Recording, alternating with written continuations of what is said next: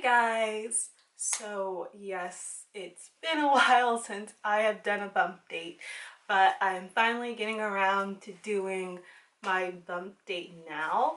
It has been almost exactly 11 weeks since I filmed my last bump date. So you would think there's a lot that's changed, but actually I don't feel like there's much that has changed, and I don't know, I think it's a good thing that I didn't do it like every week because I feel like it would have been really repetitive in a way. And I kind of like the idea that I'll be able to like talk about some of the major changes that have happened from the very end of the first trimester to like midway through the second trimester. Okay, so where I last left off, I was just getting my energy back. I was getting my appetite back. I was really happy about those things. I went to the doctor. Well, I had gotten my blood test back, and it turns out that I am subclinical for hypothyroidism, and they thought I might have gestational diabetes. So I had my glucose test early. The glucose test came back negative the first time around, which was kind of reassuring news, but I still was having problems with certain types of food. So we think there might be an issue with how my pancreas is processing food right now, and diabetes, gestational diabetes, may not have shown up in the earlier test. So at 28 weeks, which is in a couple more weeks, I will be getting retested for gestational diabetes and also have my hypothyroidism retested as well. No, that's a lie. Not hypothyroidism, vitamin D deficiency. I'll have my vitamin D deficiency and my anemia retested as well. I have almost always been vitamin D deficient, which has been just really irritating for me because I'm a type of person who really believes in donating blood and whatnot, but almost every single time I go, they're like, no, you're anemic, you can't donate blood. So we'll be looking at my anemia and iron levels and my vitamin D levels. I think I mentioned it in my July days vlog, which should be up by now. But when I went to the doctor's office, she said she had to look at my numbers again because she said the numbers were so low for the vitamin D, it wasn't actually registering, which was kind of scary, but it's the same thing my mom dealt with and she survived, so I am not all too afraid about it. But anyway, so looking at those numbers at 28 weeks, I'm hoping that those all go well. But other than that, I've been in really, really good health. Weight. I know one of the things that I've talked about in the previous bump dates that I did was my weight fluctuations. I was losing a lot of weight. At the lowest, I've lost about 17 pounds, I think, during this pregnancy, which was kind of alarming to me. But after talking to a lot of you ladies out there and a lot of my friends who are mothers as well, it didn't scare me as much. Oh, Pepper, it's okay. Pepper's over there smelling my shoes and is crying. But it didn't scare me as much after talking to a lot of you guys, because a lot of you guys told me that you guys also lost a lot of weight during your pregnancy. And then after going in and seeing my midwife and her checking me out and checking my blood and stats and everything like that, even though there were some medical issues, she wasn't really worried about the baby. And so I just decided that, you know, I'm gonna stop worrying about the weight. Pepper, here's our first child. You're gonna be a big sister, Pepper. Big sisters can't play around fire. You can't. You just can't. Okay, so after like everything going on with the weight, I decided not to worry about it, but I do weigh myself weekly just to see where I'm at. And after the second trimester, what I was really looking for was that my weight would stay steady or go up, not drop down significantly like it was. And thank goodness my weight has stayed steady for the most part and has even gone up. So at the moment, I'm only 3 pounds down from my starting pregnancy weight, which means that I am gaining weight. In total, I've gained about, let me look at my phone. In total, I have gained about 16 pounds. And so I only have like 2 more to go until I am back to my pre-pregnancy weight, and hopefully I can gain the correct amount of weight after that. So name. I know a lot of you guys are excited about that. Me and Steven actually came up with the name before like we found out the gender. We came up with the name, I want to say about a week after finding out we were pregnant. The name just really stuck out to me, and I felt that it was a good gender neutral name. And I don't think I really talked about it much on this channel, but I'm a strong believer in the difference between sex and gender. Sex is biological, sex is also in a continuum, but it's biological, and gender is more of a mental thing, though there is a biological component of it. It all happens in utero when the baby is just being born and whatnot, and it's really fascinating. But that's a whole different thing. And if you guys want to know about the biology side of gender, I can talk about that later. But they're two different things, and I didn't want to put a gender on my child that wouldn't match what my child was actually feeling. And so it was really important for me to have a gender neutral name and just a gender neutral environment for the most part, so that they can grow into who they are as a person and not me gendering them based on what their ascribed sex at birth would be. So we picked the name, but I didn't want to tell you guys. And when I did the previous bump dates, I had actually edited out the name because I just assumed that based on the name, a lot of people seem to think that it is like a masculine name, and I didn't think it was masculine at all. I think it made like the prettiest girl name ever. Like, I think it's so pretty as a girl name. But we chose the name Edison, which I just think it's such a beautiful girl's name. I think it works well as a girl's name or a guy's name. I was so happy with that name, Edison. And so that is our child's name, and I won't be referring to them as them anymore. I'll be referring to them as Edison now, which was also really confusing because I did talk about before the likelihood of me having twins, which I was petrified over. Like, I didn't want to have a child, and so the thought of getting 2 at once was really scary and intimidating. But when I was saying them as not to gender the baby, not to say that I was having twins. I am not having twins.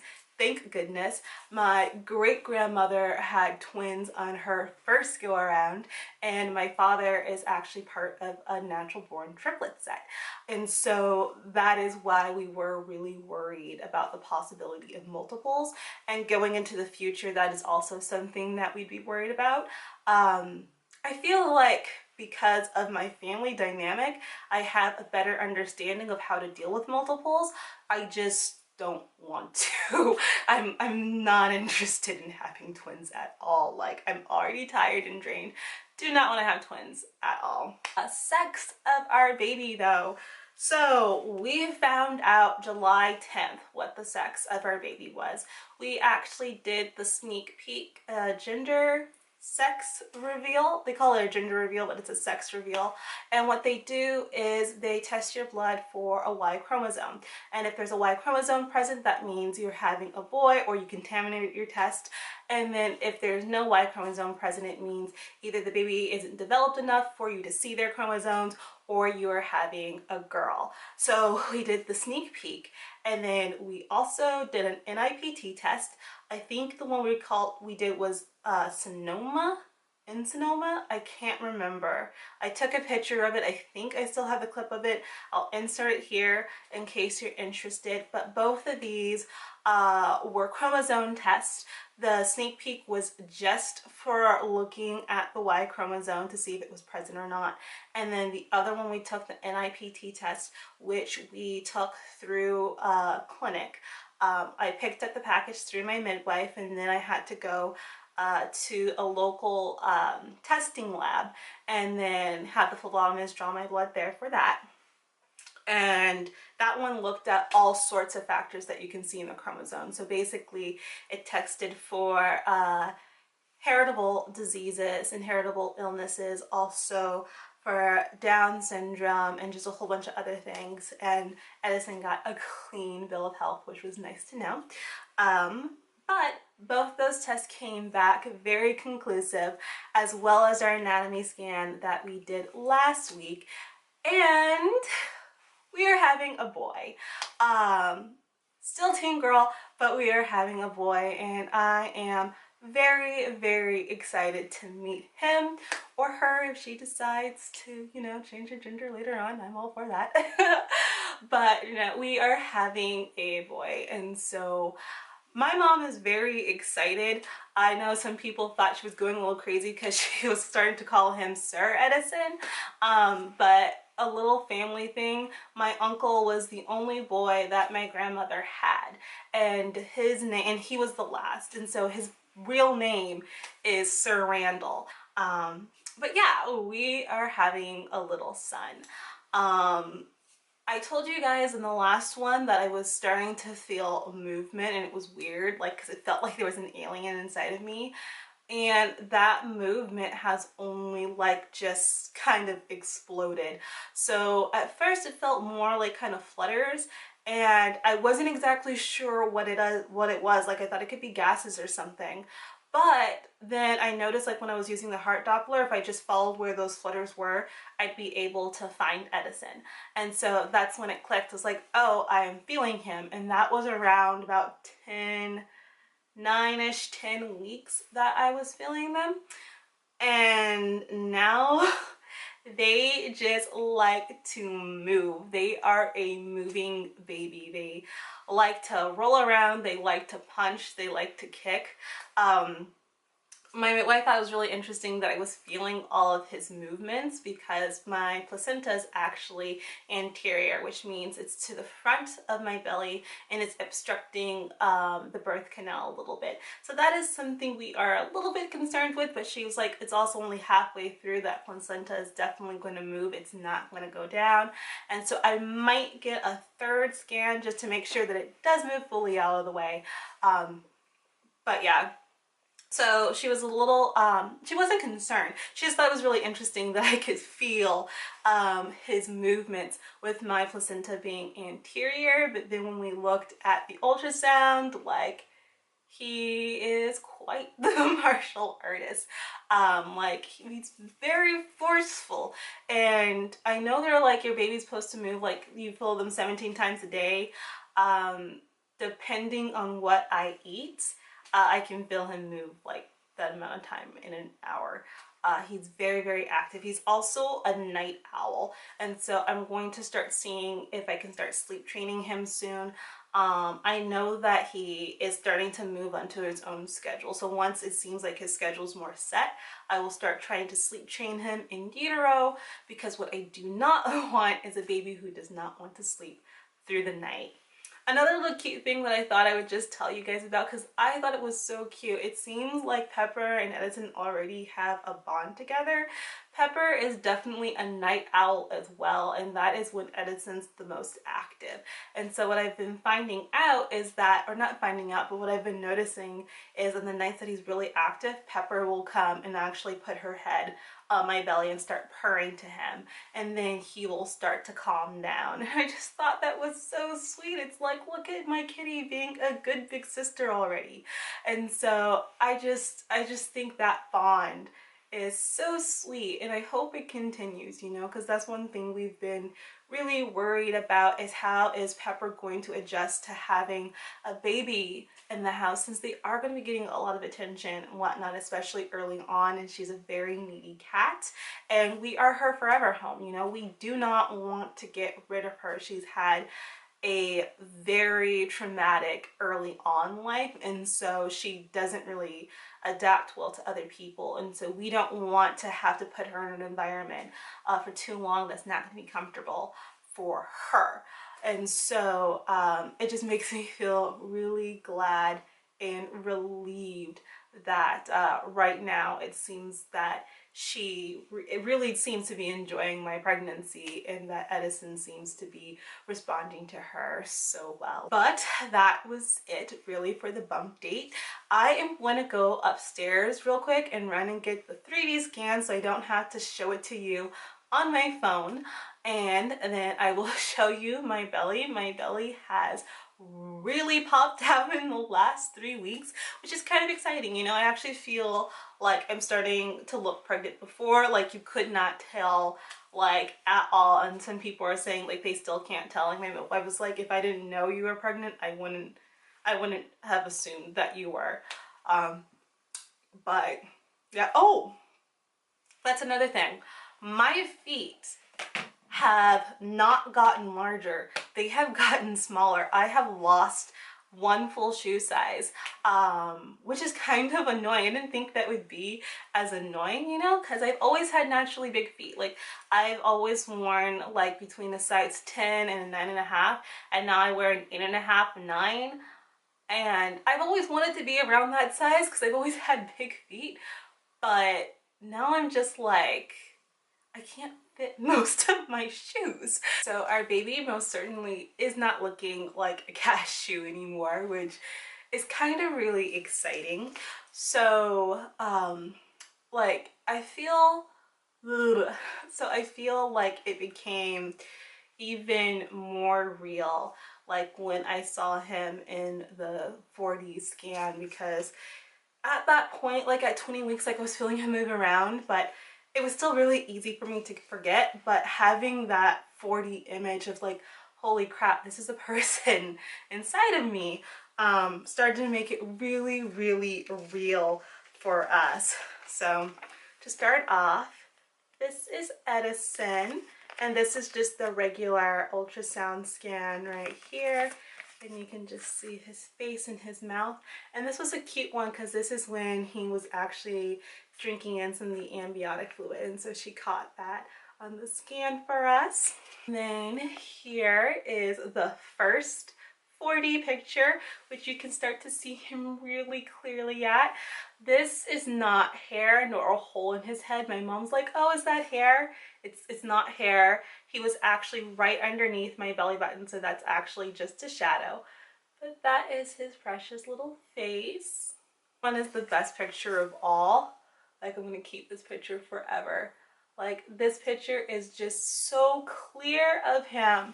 So again, that's my belly button, but just look at his precious little face and his little tiny feet. So he definitely has my mouth and my nose, and he seems to have Steven's facial profile. Like, he definitely has Steven's Taurus ridge, because I don't have a Taurus ridge at all. He has Steven's eye shape. He has like the top structure of Steven's nose shape. He has his cheek outlines and whatnot, and so it just feels like he is the perfect blend of both of us. And so it's just super cute to see the first Boatwright Davison child right there. And now for the belly shots that I know you guys really want to see.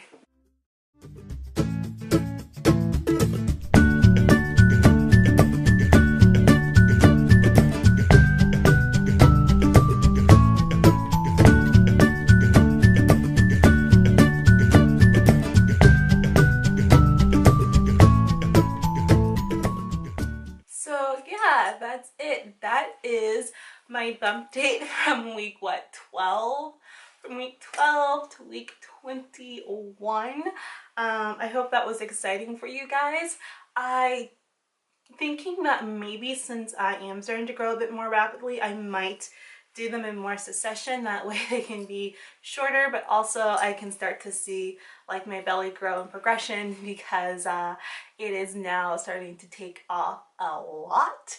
And so I might do them more frequently, especially since I'm actually trying to be more active on my social media. I actually have a social media agenda now, since marketing is part of what I do for a living. And so I'll be trying to do more as far as posting bump dates, but forgot what I was going to say, so I guess I might as well just end it now. Anyway, thanks for watching, and I'll see you guys next time. Bye!